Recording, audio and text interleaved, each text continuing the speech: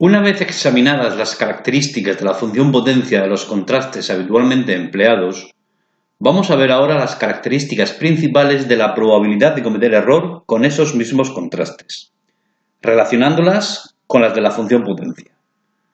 Antes que nada, hay que recordar qué relación existe entre las probabilidades de error de un contraste y su función potencia.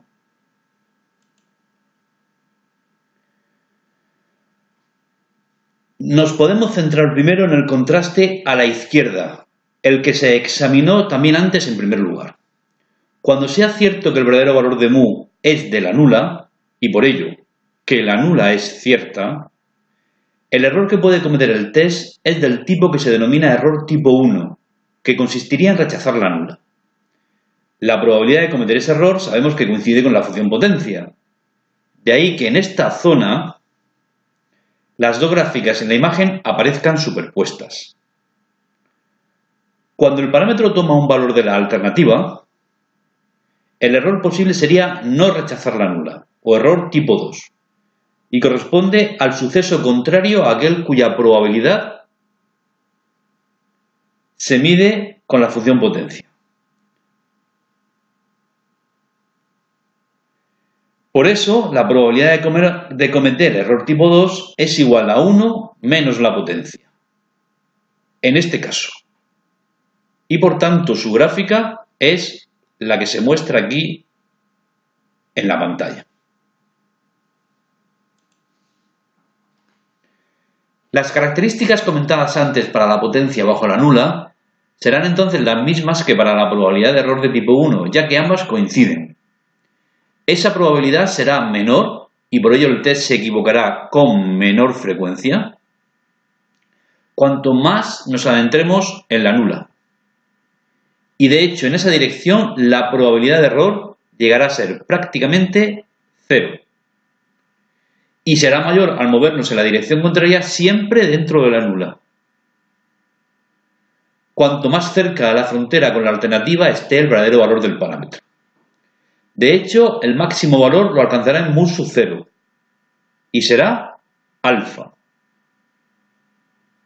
La razón de que la potencia bajo la nula y el error de tipo 1 no pasen nunca de alfa, en un test de tamaño alfa, se entiende ahora mejor porque el tamaño del test sabemos que se define precisamente como la máxima potencia de cometer error tipo 1. Las características de la potencia bajo la alternativa se traducen en las que se observan en el gráfico para la probabilidad de error de tipo 2.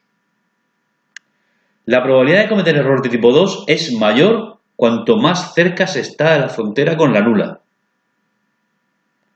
y tiende hacia 100 menos alfa conforme el verdadero valor del parámetro mu se acerca a mu sub 0. Siempre todo dentro de la alternativa. Y será cada vez menor y de hecho tenderá a 0 si el verdadero valor de mu está en una zona cada vez más profunda dentro de la alternativa. Las características de este contraste, en lo que se refiere a las probabilidades de cometer error tipo 1 y tipo 2, son compartidas por los contrastes a la derecha y por los bilaterales. Eso sí, siempre hay que tener en cuenta en qué dirección se producen, en esos casos, las variaciones del valor del parámetro cuando se habla de pasar de las zonas más profundas de la nula a las zonas más profundas de la alternativa. Además, en el caso del contraste bilateral, hay que recordar que la nula es una hipótesis simple, formada únicamente por un punto, que es mu sub 0. Para cerrar estos comentarios podemos considerar qué pasa con las probabilidades de los dos tipos de error si se cambia el tamaño.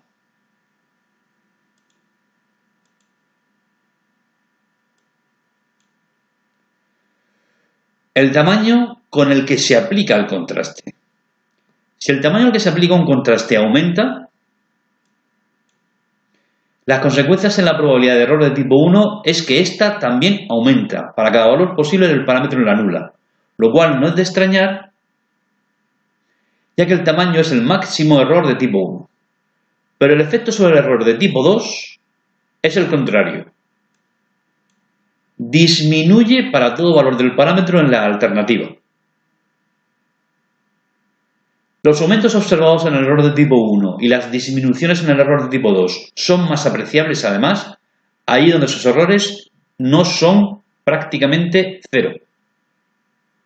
Esto es, en las zonas fronterizas de una hipótesis con la otra.